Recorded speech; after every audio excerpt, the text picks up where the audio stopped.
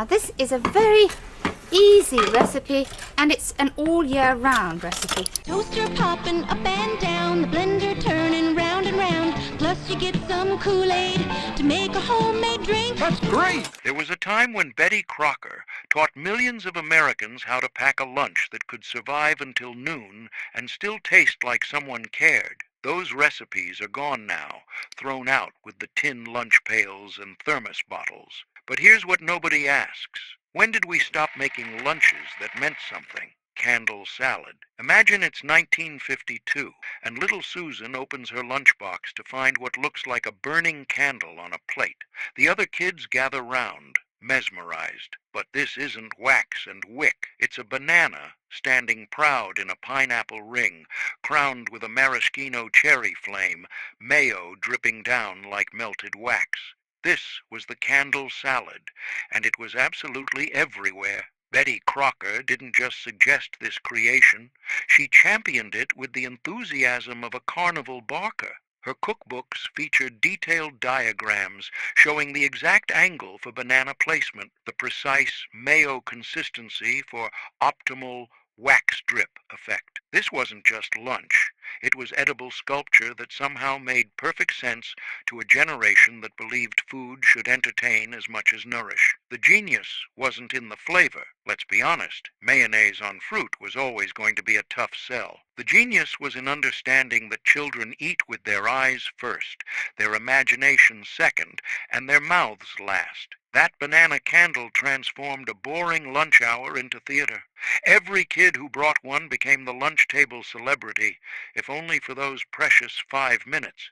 What we've forgotten is that these mothers weren't delusional. They knew exactly what they were creating, something so bizarre it demanded attention, so memorable it would be talked about at dinner. In an era before screens competed for children's focus, food had to work harder. It had to tell stories, create moments, build memories. Eggs a la goldenrod. There was a moment in every office building in 1948 when the secretarial pool would fall silent.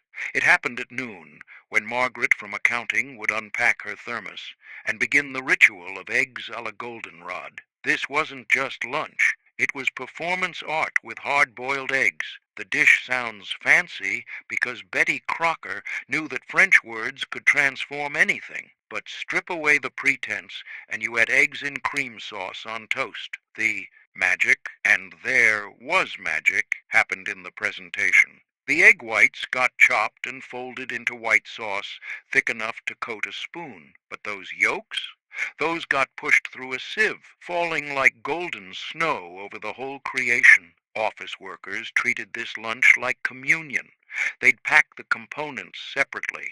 Sauce in a thermos, toast wrapped in wax paper, the golden yolk crumbles in a small jar. At noon, they'd assemble it with the precision of a Swiss watchmaker, pour the warm sauce over toast, sprinkle the yolk threads on top, and suddenly their metal desk became a dining table. Betty's recipe came with lifestyle instructions. Prepare Sunday evening for the week ahead. Reheat gently while maintaining sauce consistency. Present on real plates when possible. This wasn't grab-and-go food. This was slow food before we had a name for it, intentional eating before it became a movement. The economics were beautiful. One egg could feed one person, but eggs a la goldenrod stretched that same egg to satisfy two. During the lean years after the war, this mathematics mattered. Betty understood that dignity mattered more than abundance.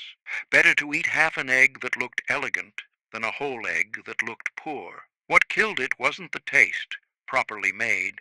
It was creamy, comforting, with that sulphurous richness only egg yolk provides. What killed it was the working woman's revolution. The same women Betty was trying to help entered offices in record numbers, but with less time, not more. The ritual of lunch assembly became impossible when lunch breaks shrank to nothing. Today's sad desk salad is eggs a la goldenrod's grandson, portable, practical, joyless. We gained convenience but lost the ceremony. Betty's eggs asked you to stop, to honor your lunch break, to treat yourself like someone worth feeding well, even if you were eating alone, especially then. Sandwich loaf. The year was 1955, and Eleanor Williams was about to win the church potluck. Not with flavor, not with nutrition, but with the sheer audacity of her sandwich loaf, a 3-foot monument to processed cheese and determination, frosted like a wedding cake and sliced like bread. This was competitive homemaking at its most gloriously absurd. Betty Crocker didn't invent the sandwich loaf, but she perfected it, codified it, turned it into suburban warfare. Her cookbook devoted 20 pages to this one recipe. Diagrams of optimal filling distribution, charts for cream cheese consistency, troubleshooting guides for structural collapse. This was engineering dressed as cooking. The construction took 2 days. Day 1, slice the bread horizontally, spread each layer with different fillings, tuna salad, egg salad, ham and pickle, then stack and chill overnight. Day 2, frost the entire loaf with whipped cream cheese, decorate with piped roses, radish flowers, olive butterflies. The final product looked like something from a fever dream, but it photographed beautifully in black and white. Every church basement had its sandwich loaf champion. These women competed silently but viciously. Whose loaf stood tallest, sliced cleanest, lasted longest on the buffet table without sweating. The cream cheese frosting was the battlefield. Too thick and it overwhelmed the sandwiches. Too thin and you looked amateur. The perfect consistency was passed down mother to daughter like heirloom jewelry. The first slice was theater. You'd carry the loaf to the table whole, position it just so, then cut with ceremony. The crowd would gasp as the knife revealed those perfect stripes, pink ham, yellow egg, white tuna, geological layers of processed America. 3 men in a boat. Nobody asked for lunch to become a nautical adventure. But in 1952, Betty Crocker decided that's exactly what American children needed. 3 men in a boat wasn't just food, it was edible storytelling that turned a mundane potato into high seas drama. The setup was pure theater. A baked potato became the boat, split lengthwise and hollowed slightly. The sea was creamed chipped beef, that gray-beige military surplus that veterans knew by another name. But here's where imagination took over. 3 Vienna sausages stood at attention as sailors. Triangular cheese slices caught the wind as sails. And suddenly, Tuesday's lunch was an ocean voyage. Raggedy Ann salad. In 1947, Betty Crocker looked at a pile of vegetables and saw a child. Not metaphorically. She literally published instructions for building an edible doll that would haunt lunchboxes across America. The Raggedy Ann salad was either creative genius or psychological warfare, depending on which side of the lunch table you sat. The construction manual read like Dr. Frankenstein's notebook. Peach, half for the body, celery stalks for arms, carrot strips for legs, shredded cheese for hair. The face required artistic precision, raisins for eyes, cherry mouth, cream cheese mixed with food coloring for rosy cheeks. Some ambitious mothers added lettuce leaf dresses, turning vegetables into fashion statements. Fruit float with sherbet. The biggest lie Betty Crocker ever told was that the fruit float with sherbet was lunch. This was dessert in drag. Sugar wearing a business suit, but in 1954, if you served it in a tall glass with a sophisticated name, anything could be a noon meal. The recipe was embarrassingly simple. Ginger ale, fruit chunks, and a scoop of sherbet slowly melting into sweet soup. But Betty dressed it up with language, refreshing lunch beverage, digestive properties of ginger, natural fruit sugars for sustained energy. Office secretaries became float architects. They'd pack the components separately. Fruit in one container, ginger ale in a thermos, sherbet in a special insulated cup. Pigs in a blanket, original Betty style. Which of these forgotten lunches deserves a comeback? Tell me in the comments. I'm genuinely curious if anyone else remembers their grandmother's sandwich loaf or that weird banana candle thing.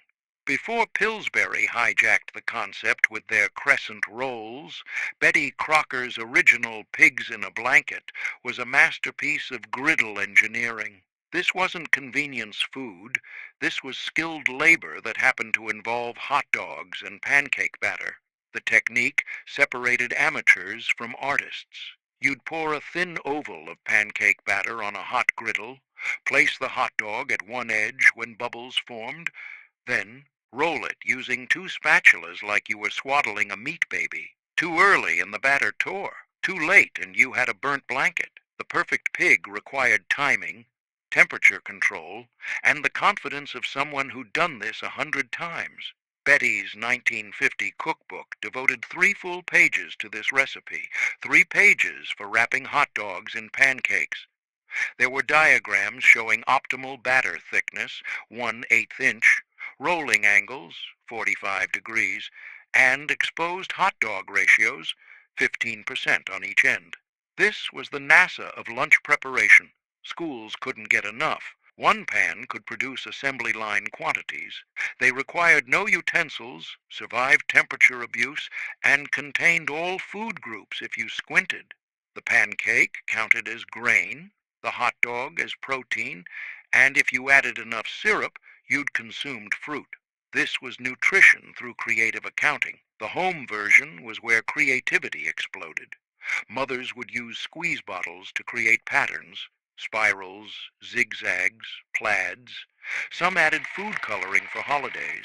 Drum cake. The drum cake was Betty Crocker's proof that any food could be educational if you shaped it weird enough and added a fact sheet. This wasn't dessert, it was musical lunch, part of Betty's deranged 1954 series, where meals taught curriculum. The recipe required architectural precision. Roll sugar cookie dough into perfect cylinders, score them to simulate drum tension rods, paint with food coloring diluted to exact specifications. Pretzel sticks became drumsticks, positioned at realistic angles. When arranged in a lunchbox, you had an entire percussion section made of cookies that would dissolve into beige paste by noon. Betty published this alongside historical facts. The snare drum originated in medieval Europe, appeared next to instructions for creating realistic snare effects with silver dragées. Timpani can be tuned to different pitches, explained why your cookies needed varying circumferences. This was education through glucose, learning through lunch. Teachers developed complicated relationships with drum cakes. Music teachers loved them. Finally, children understood percussion instruments. Regular teachers hated them. Cookie drums make excellent actual drums when pounded on desks. The 1957 edition included a disclaimer about encouraging gentle consumption and respecting classroom acoustics. The 2-day preparation process tested maternal dedication. Day 1, make dough, chill overnight. Day 2, shape, bake, cool. Paint. With food coloring using actual paintbrushes, Betty insisted you buy specifically for food art. The painting took longer than the baking. One mother wrote that she spent 3 hours creating realistic wood grain on 12 cookie drums, only to watch her son eat them in 3 minutes. Prune shake. Nobody wanted to love the prune shake, but Betty Crocker made it impossible to hate. This was liquid dignity. Depression-era ingenuity blended with ice cream and served with a paper straw. It was everything wrong with 1940s nutrition, and somehow everything right with human adaptation. The recipe was deceptively luxurious. Stewed prunes blended with vanilla ice cream, whole milk, and a whisper of nutmeg. The result was thick, sweet, and mysteriously sophisticated, like chocolate's elderly aunt who'd traveled abroad and come back interesting. Betty published it as a healthful lunch beverage, which was code for, this will keep you regular, but we're not saying that out loud. Office workers developed elaborate prune shake protocols. You'd blend it at home, pour it into a thermos, and consume it quickly at lunch before anyone asked questions. If someone did ask, you'd say it was a chocolate shake and change the subject. This was collective delusion maintained through social contract. The shake created its own economy. Secretaries would pool resources. Sarah brought prunes, Margaret had ice cream access, Dorothy's husband worked at the dairy. They'd blend batches in the break room's new austerizer, the whir of the blender announcing lunch hour's arrival. Finska Kakor. Finska Kakor was Betty Crocker admitting she wasn't just about American convenience. She could deliver European sophistication to a Minnesota lunch table, assuming you owned specialized equipment and had inherited patience from your Scandinavian grandmother. These Finnish cookies weren't cookies at all, but elaborate almond sculptures that required a cookie press, pearl sugar you had to order from Minneapolis, and the kind of time that only existed before television. The process was meditation disguised as baking. Cream butter until white as January snow. Add almond extract, drop by precious drop. Fold in flour so gradually that each addition was a whisper. But Betty positioned these as lunch cookies served with strong coffee in proper cups and saucers. This was adult lunch, sophisticated lunch, the kind you ate while discussing literature. The cookies were so buttery they dissolved on your tongue, leaving only the crunch of pearl sugar and the ghost of almonds. Women formed Finska Kakor clubs, sharing the expensive equipment and buying pearl sugar in bulk. The cookies became currency in the suburban social economy. Bringing Finska Kakor to church lunch meant you had equipment, ingredients, skill, and most importantly, time. Golden egg cake. There's a photo in my mother's album from 1952, the church bake sale table, and right in the center, Mrs. Henderson's golden egg cake, glowing like a rectangular sun. That cake, my mother would say, used every yolk from Easter week. 12 eggs. We thought she'd lost her mind until we tasted it. The golden egg cake was Betty Crocker's answer to a very specific problem. What to do with a dozen egg yolks when everyone was making angel food cake? Betty's solution became lunch legend, a cake so rich it could replace a meal, so yellow it looked radioactive. This wasn't delicate or light. 12 egg yolks, a full pound of butter, enough sugar to make your teeth ache. It was excess disguised as frugality, indulgence justified by waste reduction. The texture was uncanny,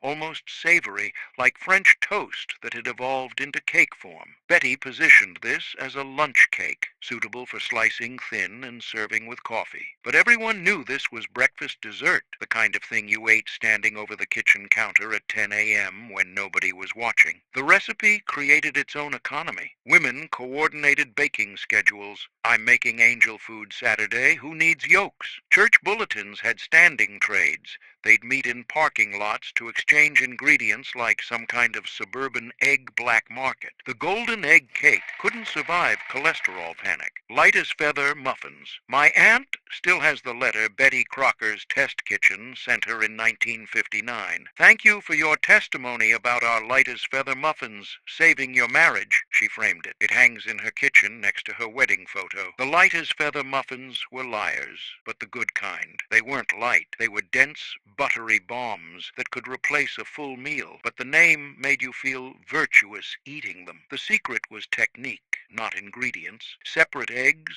whip whites to soft peaks, cream butter until practically white, then fold everything together with the patience of a cardiac surgeon. The result was a muffin with a crispy exterior that shattered at first bite, revealing an interior so tender it barely held together. These required special equipment, not regular muffin tins, but shallow, wide French muffin plaques nobody owns anymore. The shape mattered. Wide and flat meant more crust, less center. The perfect ratio of crunch to soft. My grandmother swore her light as feather muffins got my grandfather his promotion. His boss came for dinner, took one bite, and asked for the recipe. Next week, Harold was regional manager. This seems ridiculous until you taste one made correctly. Then you understand how baked goods might alter destinies. What killed them wasn't health consciousness, but equipment. The special pans disappeared from stores. Most importantly, muffins became grab-and-go food. Oatmeal muffins. The summer of 1961, my My mother worked at the Campbell's Soup Factory in Camden.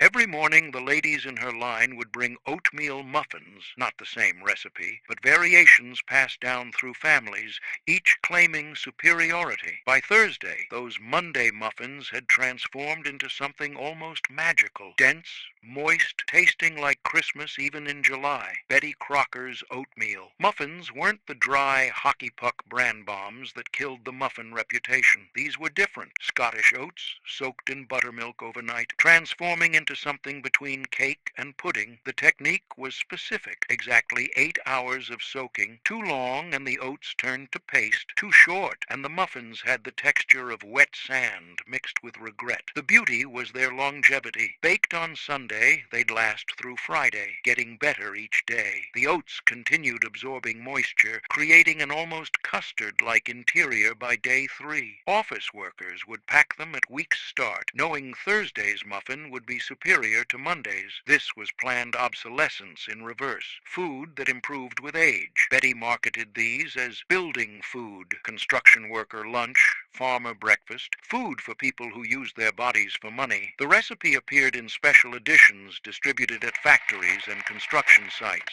Best brand muffins, Dr. Harrison's waiting room, 1958. My grandmother sat there with her digestive troubles, clutching a Betty Crocker cookbook. The doctor walked out, saw the book, and said, "Page 247, best brand muffins. Take 2 and call me never." That was medical care in the Eisenhower era, prescribed muffins and plausible deniability. Betty Crocker's best brand muffins carried a name that was both promise and threat. Best implied competition suggested others had failed where these succeeded, and they had to be best, because convincing Americans to eat bran in the 1950s required exceptional salesmanship and enough molasses to mask the fact you were essentially eating horse feed. The recipe was chemical engineering disguised as baking. Bran doesn't want to be a muffin. It wants to be livestock feed or cereal or anything but delicate baked good. Betty's solution involved so much molasses, butter, and sugar that the bran became merely a passenger in its own muffin. The health food was drowning in everything that made it unhealthy, which was exactly the point. But here's the genius. They actually tasted incredible. The molasses added depth, almost coffee-like bitterness balanced by sweetness. The bran provided texture, little pockets of crunch in the tender crumb. Served warm with butter melting into those craggy tops, they made you forget you were eating something supposedly good for you. This was medicine that tasted like dessert. French breakfast puffs. The lie started with the name. French breakfast puffs were neither French nor breakfast, but Mrs. Davidson served them at her Tuesday lunch club in 1959 and started a suburban arms race that lasted until Kennedy was shot, and everyone forgot about competitive baking for a while. Betty Crocker introduced these in 1952 with the note that they were inspired by continental bakeries, which was marketing speak for, "We made this up, but it sounds fancy." The French had never heard of breakfast puffs. French breakfast was coffee and existential dread, maybe a cigarette. But American audiences didn't know that, and Betty wasn't telling. The recipe was suspiciously simple for something claiming European heritage. Muffin batter enriched with nutmeg, baked until barely golden, then immediately rolled in melted butter and cinnamon sugar while still warm. The butter soaked in, creating a crispy, soft exterior that shattered at first bite, revealing steaming, tender insides that made you question everything you knew about muffins. But here's where genius lived, the double coating technique. First, melted butter, applied with a pastry brush like you were restoring the Mona Lisa. Then, while still wet, a roll in cinnamon sugar mixed with just enough salt to make you need another one. Some advanced bakers did a double dip. Butter, sugar, creating a shell so perfect it should have been illegal. What made French breakfast puffs perfect lunch food was their temperature flexibility, asking if the recipe was chemically enhanced. It wasn't, just perfectly calibrated for American taste, sweet, salty, buttery, and pretending to be something fancier than it was. Death came slowly. Food Network chefs explained what French breakfast really was. The internet made cultural accuracy mandatory. French breakfast puffs became embarrassing, like calling spray cheese fromage. We gained authenticity, but lost the joy of eating donut disguised as muffins, disguised as European sophistication. Tomato Aspic, the Church Basement, summer 1962. Mrs. Wellington's tomato aspic sat on the buffet table like a red traffic light, warning and attracting in equal measure. It quivered when people walked by, as if it were alive, afraid, knowing what was coming. This wasn't just lunch. It was edible architecture that jiggled. Nothing says lunch in 1955, quite like a quivering red mass of jellied tomato juice pretending to be salad. Tomato aspic wasn't just food. It was architectural statement, chemical achievement, and social currency, all molded into a ring of savory jello that nobody asked for but everyone made. Betty Crocker dedicated 8 pages to tomato aspic in her 1950 cookbook, including diagrams for achieving perfect clarity and preventing layer separation. This was serious business. The tomato juice had to be seasoned just right. Too much Worcestershire and it was brown. Too little and it was bland. The gelatin ratio required precision. Too much and you were eating rubber. Too little and your aspic collapsed into soup at room temperature. The mold mattered more than the food. Copper fish molds, ceramic ring molds, individual flower shapes. The container communicated class. Betty's illustrations showed 37 different mold options, each with specific release techniques. Oil lightly with mayonnaise for easy unmolding became kitchen scripture. The woman with the most molds won, even if nobody ate what came out of them. But here's what nobody admits. Properly made tomato aspic was actually good. The acidity of tomato, the umami of Worcestershire, the brightness of lemon, all concentrated and chilled into something that cleansed your palate and felt sophisticated. It was gazpacho that held its shape. Bloody Mary you could slice. The presentation ritual was pure theater. You'd carry the mold to the table covered, build suspense, then lift to reveal the aspic standing free. That moment when everyone held their breath, waiting to see if it would hold or collapse into tomato-flavored failure. The garnish took another 20 minutes. Mayonnaise rosettes piped with professional precision, olive slices arranged like flowers, celery leaves placed just so. My mother's friend Janet once brought an aspic to a funeral luncheon that was so perfect, so crystalline, with shrimp suspended at exact intervals like insects in amber, that nobody would eat it. It sat there, untouched, a monument to wasted effort. She took it home and threw it at her husband, who'd suggested she make something simple for the funeral. The divorce papers cited irreconcilable differences, but everyone knew it was about the aspic. Office lunches featured competitive aspic displays. Secretary pools would coordinate colors: red tomato Monday, green cucumber Tuesday, golden chicken Wednesday. The woman with the clearest aspic, the most perfect mold release, the most artistic garnish won unspoken victories in the suburban social wars. Mock oyster stew. Tastes just like the real thing, my grandfather lied through his teeth, spooning another mouthful of Betty Crocker's mock oyster stew. It was 1943. Real oysters were for rich people, and Grandma's eggplant version was all we were getting. He ate 3 bowls to prove his point, then spent the evening looking confused about what he'd just consumed. During the Depression, when real oysters were luxury and milk was barely affordable, Betty Crocker performed culinary alchemy, turning eggplant into convincing seafood. Mock oyster stew wasn't just economical substitution. It was gastronomic gaslighting at its finest. The deception was brilliant. Eggplant, cut into oyster-sized pieces and salted to draw out moisture, developed a slippery, briny texture eerily similar to actual oysters. Simmered in milk with butter, celery, and the crucial addition of soy sauce, it created a stew that fooled people who knew better. Betty's recipe came with psychological preparation. Serve without explanation. Allow guests to enjoy before revealing the economical secret. This wasn't just cooking instruction.